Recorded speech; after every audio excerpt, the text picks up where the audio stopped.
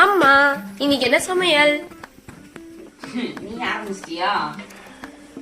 Hi friends, இன்னைக்கு என்ன ஸ்பெஷல்னு வாங்க பார்க்கலாம். ரொம்பவே ஸ்பெஷல் தாங்க.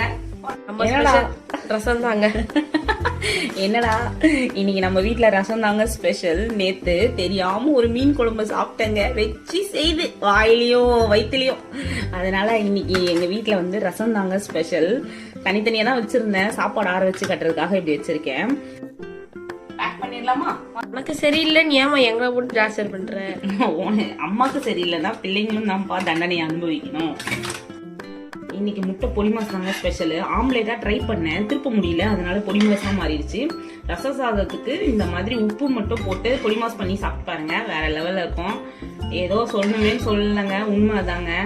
உண்மையாவே வயிறு சரியில்லாத காரணத்தினால் இன்னைக்கு சிம்பிள் தாங்க எங்க வீட்டுல ரெசிபி. சாரி, நம்ம வீட்டுல தாங்க இன்னைக்கு நம்ம வீட்டுல லஞ்ச் பாக்ஸ் ஸ்பெஷல் ரசம் சாதம் முட்டை பொடி மாஸ். இதுதான் உங்களோட வீட்டு ரொம்ப ஸ்பெஷலாங்க. ஆமா, வயிறு சரியில்லைன்னா இந்த மாதிரி ஹெல்தி ஃபுட்ஸ் எல்லாம் எடுக்க வேண்டிய ஒரு கட்டாயத்துல இருக்கும்ல. சரி, உங்க வீட்டுல என்ன ஸ்பெஷல்னு கமெண்ட்ல சொல்லிட்டு போங்க. பை.